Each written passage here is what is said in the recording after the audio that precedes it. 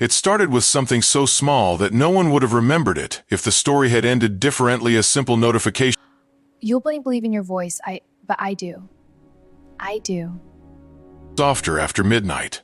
Fewer expectations. Fewer voices telling her what she wasn't. She sat cross-legged on her bed, her laptop balanced in front of her, the glow of the screen lighting up her face in the dark. On the screen was a small music forum she had joined a week earlier under a fake username. No profile picture, no personal details. Just a place where she could breathe without being judged. She had uploaded a short audio clip, that evening 30 seconds of her singing an old love song. She almost deleted it 3 times before pressing post. Her finger hovered over the mouse for a long time. Her heart pounded so loudly she was sure her parents could hear it from the other room. "Who do you think you are?" she whispered to herself. At school, Emma wasn't the talented girl. She wasn't the popular one either. She was the quiet background voice in group projects. The one teachers forgot to call on. The one classmates described as nice because they didn't know what else to say. The only place she ever felt alive was when she sang alone in her room. The upload finished. For 10 minutes, nothing happened. Then ping, someone had commented. Her stomach dropped. She clicked on the notification with trembling fingers.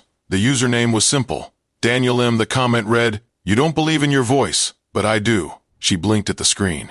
That was it. No emojis, no sarcasm, no criticism. Just one sentence. Emma let out a nervous laugh. "Yeah, okay," she muttered. She clicked on his profile. No profile picture either. Just a few posts about songwriting and guitar practice. Nothing flashy. Nothing suspicious. Still, she knew better than to take strangers seriously. She closed the laptop, but the words stayed with her. "You don't believe in your voice, but I do." The next morning at school, she told her 2 closest friends about it while they sat in the cafeteria. "A random guy online said he believes in my voice," she said, trying to make it sound like a joke. They burst out laughing. "Online guys believe in everybody," one of them said. "It's probably some 50-year-old creep. Or a bot," the other added. "You should delete your account before you get scammed."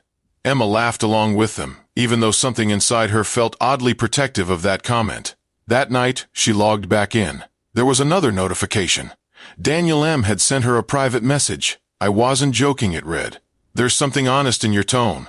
You rush the high notes because you're scared of them. Don't. Stay there. Let them breathe." Emma stared at the screen. He had listened carefully. No one had ever described her singing like that before. She typed a response, deleted it, typed again. "Thanks. Not that good. Just doing this for fun." 3 dots appeared almost instantly. "Good. Then you're not trying to impress anyone." That's where real talent hides. Her heart skipped. She shouldn't feel this excited over text on a screen. It was ridiculous. Over the next few days, their conversation stayed simple. Music. Favorite artists.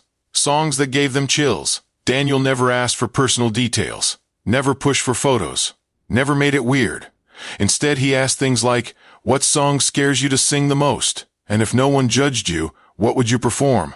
Emma found herself opening up in ways she hadn't expected.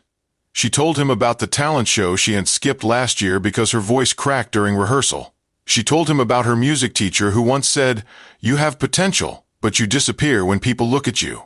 Daniel responded, "Potential is just courage waiting to happen." Every night around 11:47 p.m., almost like clockwork, a message from him would appear. Sometimes he would send voice notes of himself playing guitar, asking her what she thought.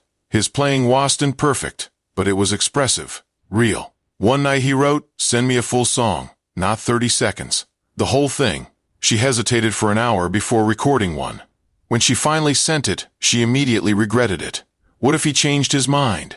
What if he realized she wasn't special at all? She placed her phone face down and paced her room. 5 minutes. 10. 15. Then ping.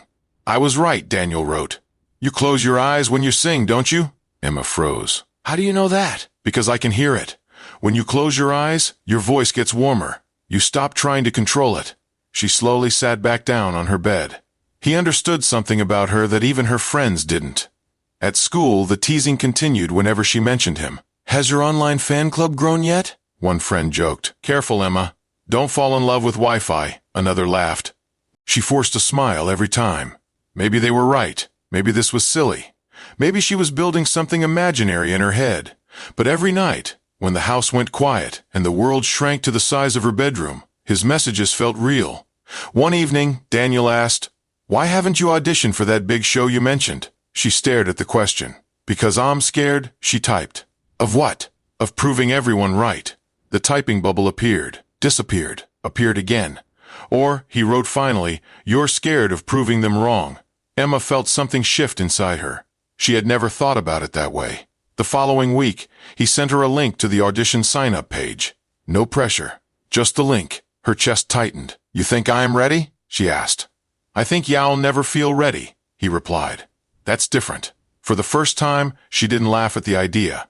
She printed the form. She hid it inside her notebook. She didn't tell her friends. At night, Daniel would ask her to practice specific parts of songs. Hold that note 2 seconds longer. Breathe lower. Trust the silence.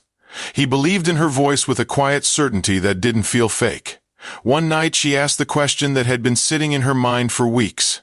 "Why do you care so much?" There was a long pause before he responded. "Because someone once believed in me when I didn't, and it changed everything." She read that message 3 times. "Are you going to tell me who you are someday?" she asked. "Someday," he replied, "but not yet." She should have been suspicious. Instead, she felt strangely safe. As the audition date approached, Emma's nerves grew worse. She almost backed out twice. Her friends noticed her distraction. "You've been weird lately," one of them said. "Don't tell me this is about that online guy." Emma shrugged. "It's not serious." But it was. The night before the audition registration deadline, she sat on her bed staring at the form again. "I can't do this," she typed to Daniel. "Yes, you can." "What if I fail?" "Then y'all fail bravely. That's still winning." She wiped tears from her eyes. "You really think I'm good enough?" His reply came immediately. "I don't believe in potential. I believe in proof. And you've already proven it to me." Her hands stopped shaking. For the first time in her life, someone wasn't laughing at her dream. Someone wasn't dismissing it. Someone was standing in the invisible space between fear and possibility, holding it open for her. She picked up a pen. She signed the form. She took a photo and sent it to him. 3 dots appeared. "I told you," he wrote. "You're braver than you think." Emma leaned back against the wall, staring at the ceiling. Across town, or maybe across the country, sat a boy she had never met in person. A boy everyone else dismissed as just another name on a screen. And yet, somehow, he had become the loudest voice telling her not to give up. Her friends still laughed. Her classmates still rolled their eyes. But every night at 11:47 p.m., when that small notification sound echoed in her quiet room, Emma felt something she had never felt before. Seen. And whether the world believed it or not, that changed everything.